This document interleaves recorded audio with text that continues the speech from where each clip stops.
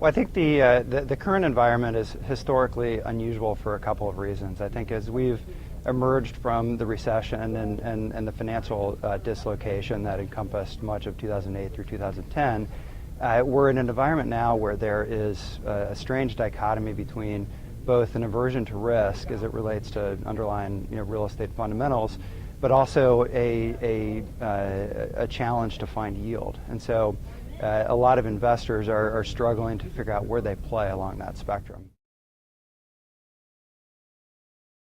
Well, so we're seeing it play out in a couple of different ways, I think, and you can look at different segments of the market to see how this plays out. I think as it relates to lease structures, for build-to-suits or sale-leasebacks, really there's a premium on length of lease term. It's much easier for investors, both debt and equity investors, to underwrite credit risk coming from that cash flow stream rather than the residual risk related to the underlying real estate.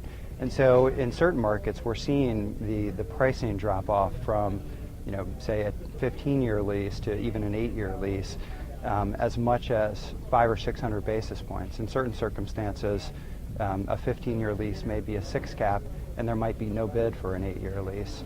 And I think if you sort of track back to the ultimate sources of equity that flow into real estate, the pension funds and the insurance companies, you can understand why that situation exists.